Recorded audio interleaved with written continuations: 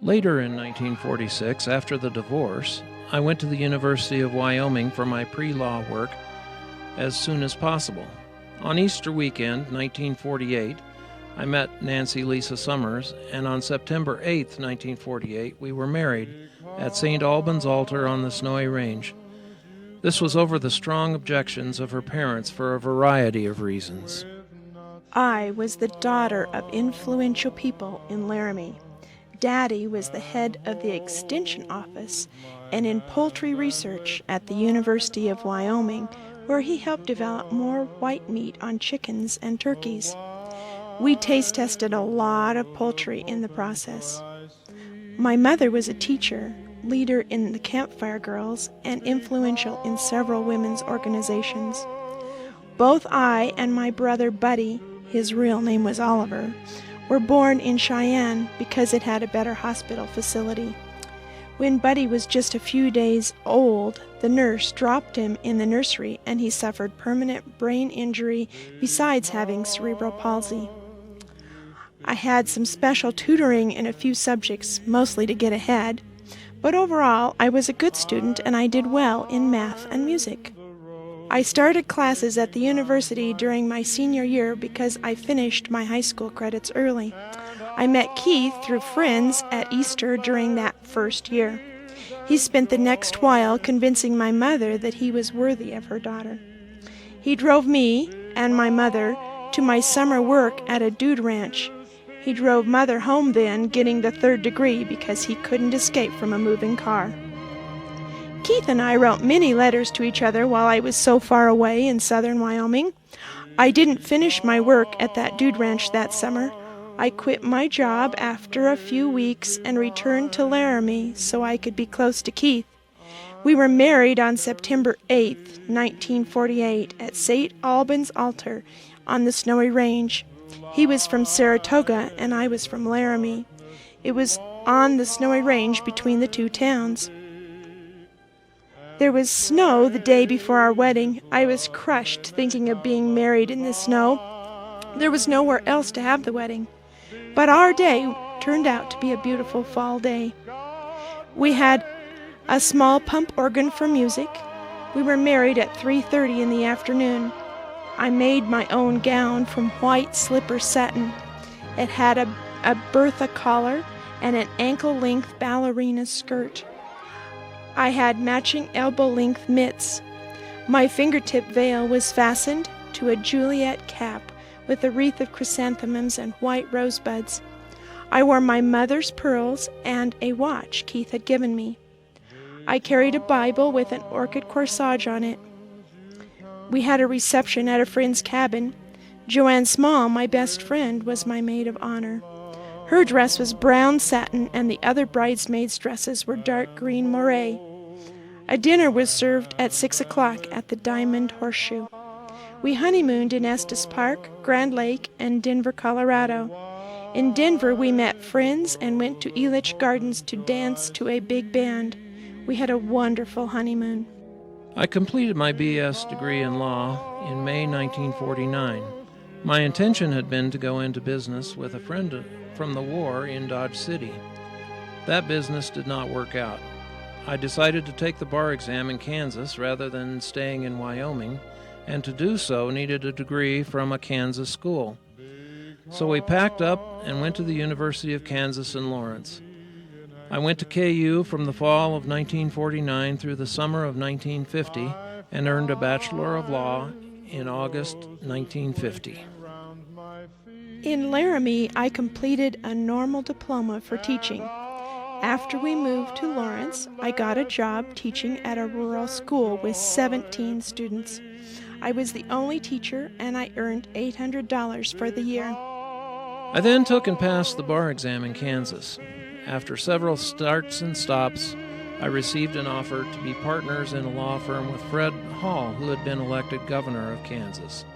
While in Dodge City, we had 3 children. Carol, born April 11, 1953, George, born May 19, 1954, and Vicky, born September 1, 1955. Governor Hall appointed me to be the county juvenile and probate judge. When I came up for election, I did not win. As Keith's mother, I was unhappy that he chose to go to law school at University of Kansas in Lawrence. I believed he eventually wanted to go into politics, and he saw Kansas as one of the last Republican strongholds in the West. I was not very supportive of his desire to be a politician. When I was a postmistress in Saratoga, I lost the position under FDR because I was not a Democrat. Politicians and politics can be dirty. I didn't want Keith to be corrupted. And Keith did become partners with Fred Hall in Dodge City, who became governor of the state. Hall was eventually indicted for income tax evasion, and Keith suffered some fallout by having his taxes audited for several years. In 1956, I decided I wanted to be a small-town lawyer, and I moved the family down the road to Sublette. Business was slow, and I did a number of things to keep things going, including driving a school bus, insurance adjusting, and bookkeeping at the grain elevator. In 1961, Keith got an offer from a law firm in Liberal and bought a house that I had never seen and moved the family there. I taught school in a country school with my normal diploma and went to the University of Wyoming for 3 summers to complete my bachelor's degree. Then I was able to get a job teaching in town. My being overweight was beginning to cause serious problems with skin ulcers on my legs, and now Keith has gout in both ankles. About twice a year he's laid up with it. In 1964, I campaigned to be a state legislator. The children helped me campaign, handing out flyers door to door. We drove from town to town on Saturdays to have small Republican parades on short stops around the area. Every time there was a community picnic at Light Park, the Wilcox family was there, and I was the last one ready to leave because I had to shake hands and talk to as many people as possible. It was exciting on election night to go down to the newspaper office and see the election results come in as the polls closed around the region and the ballot totals were phoned in. When I was elected to the legislature, the family went to Topeka for my first inaugural. I had a basement apartment near Washburn University, and some of the family stayed there with me from time to time. I served from 1965 to 1970, running every 2 years. In 1970, I ran for district judge, but I lost the race. The judicial district was larger than the legislative district, and a man outside Liberal won. Bob Dole, a friend from the Republican Party who was in the U.S. Senate at the time, asked if I would like to be considered for a federal bench. It would have been a good position. I asked the family how they felt about a move to Kansas City. They were teenagers with busy lives. They told me emphatically that they didn't want to leave their friends and their activities, so I told Bob to remove my name from consideration. I continued to run my law office on Kansas Boulevard. In May 1972, I was installed as the Grand Commander of the Knights Templar of Kansas and served for 1 year. My son George drove me all over Kansas on commandery business. George's driving helped a lot, especially as leaving these meetings I wasn't always sober. In 1972, I was elected as judge of the probate, county, and juvenile court. When we retired from the station in the 1970s, we sold the business, but moved the station building to the back of our house to use as a garage. During this next part of my life, my brother Rusty and I are trapping beaver and prospecting. Frank Francis, Dorothy's second husband, named us the Beaver Brothers. Rusty is a partner in the Rustic Bar, and I spend afternoons there playing pitch and poker. Claire is of the opinion that Rusty drinks too much and is a bad influence on me. She doesn't have him in the house. Here's one of Rusty's poems about the hitch rack that used to be in front of the Rustic. Gone are the last of the landmarks that marked this old frontier. Gone like the Indian and stagecoach, the buffalo and the pioneer. Crowded out like the sheep and cattle, the driving horse and the prospector's jack. The last of the western landmarks, gone is the old hitch rack, where the loafers sat on sunny days, where the rancher's team were tied, where the crunching bits made music sweet of cow ponies tied side by side, an occasional snort of a nervous bronc, and the smell of their sweaty back were all familiar to the West in the days of the old hitch rack. But now all the scenery's different, and the streets are jammed with cars. People smoke tailor-made cigarettes, and they're dishing soda across the bars. Well, when a broomtail is almost a curio, and what the heck is a hack? Well, you should have seen the good old West in the days of the old hitch rack. I don't smoke fancy cigarettes, but I do smoke Tiparillos. We go almost every Sunday afternoon to play pinochle at Gene and Edna Walk's ranch west of town. Edna is my cousin. I taught all my grandsons and great-grandsons to play poker. Many memories come from those times. Clara died from a stroke in October 1973. It surprised me.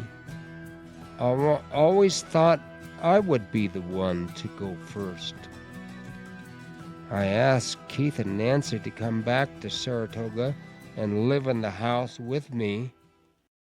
In 1974, we did move to Saratoga. The situation in Kansas was that a complaint was filed against Keith for sleeping on the bench. Keith had made an enemy of the current governor, Robert Docking, when they were both in the legislature. Docking sent out the Kansas Bureau of Investigation, and they threatened him off the bench. "You go or we'll pull you." So Keith retired, and we prepared to move to Saratoga. That final weekend, Vicki came home to see a sold sign on the house. She went one way to court reporter school in Topeka. George went another way to Kansas State University at Manhattan, and we went a third direction to Saratoga. In Saratoga, I had to wait a year before I could be licensed to practice law in Wyoming, and then I opened a private practice. My office was in a mobile on Bridge Street. Nancy and I were very involved in Masonic orders, where all of our hard work was recognized and honored. Our work could vary from selling chocolate-dipped bananas on the 4th of July to being secretary of the Grand High Council of Daughters of the Nile for Wyoming. Keith died June 30th, 1980. That day, Keith and I were both going to a ceremony where Keith would be named to the Red Cross of Constantine. He was also suffering from a cystocele, and an outpatient surgery was scheduled for that week as well. I called the children, and they all came to Saratoga for the funeral.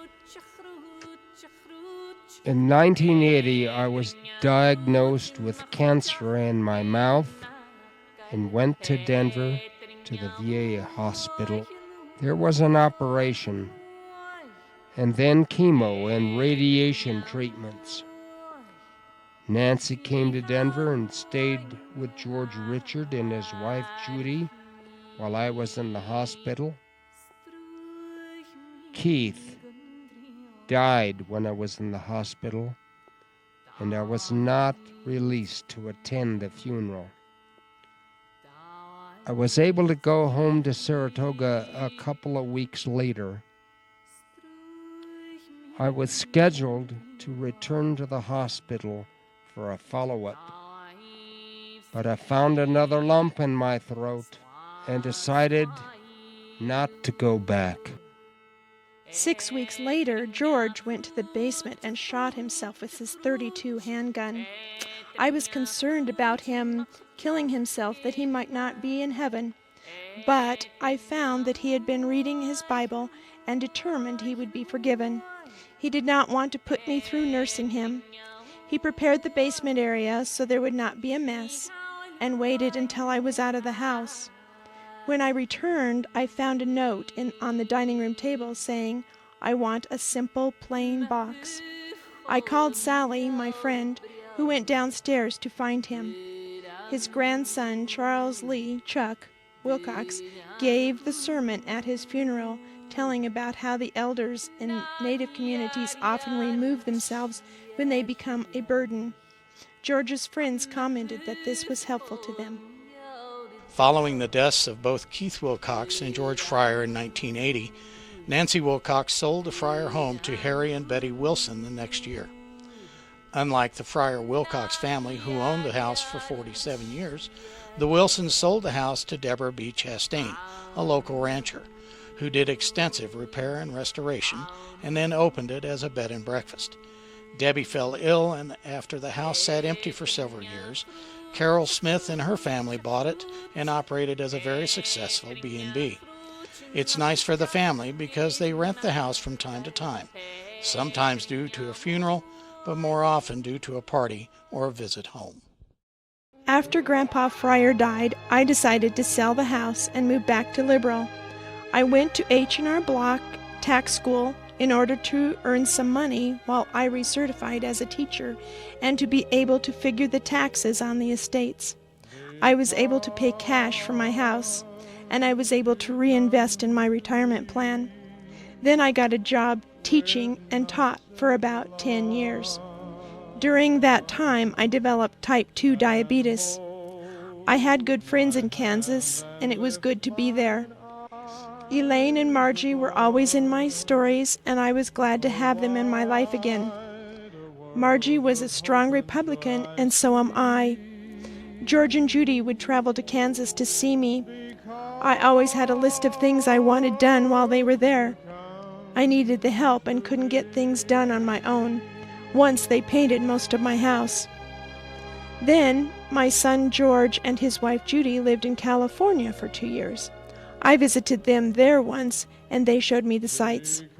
When they were moving back to Denver, I took my granddaughter Tiffany home with me to Kansas while they moved. They said it was very helpful. After living in a rental for a year, they decided to buy a house. They couldn't afford a down payment, and it was time for me to move to Denver. We found a house where my mother-in-law apartment had a living room, bathroom, and bedroom that were separate but still on the main floor. I was home when the kids came home from school. Elaine and Margie came to visit me in Denver, and I visited them in Kansas.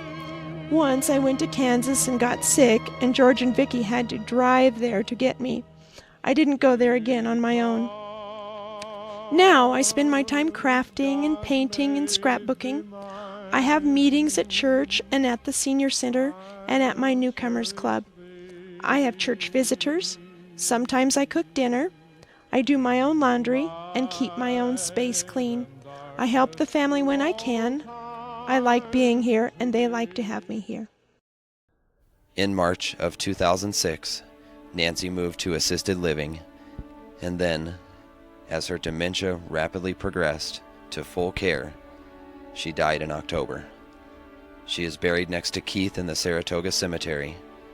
With Nancy's passing, no one else of their generation in the family remained alive.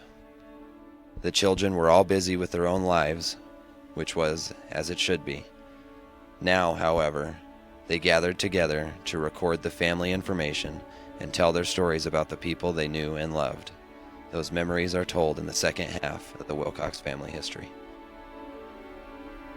Rows and flows of angel hair and ice cream castles in the air and feather canyons everywhere. Looked at clouds that way but now they only block the sun. They rain and they snow on everyone. So many things I would have done, but clouds got in my way. I've looked at clouds from both sides now, from up and down, and still somehow it's cloud illusions I recall. I really don't know clouds.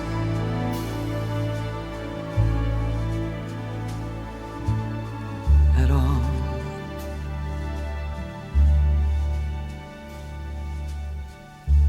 Moons and Junes and Ferris wheels, the dizzy dancing way that you feel as every fairy tale comes real.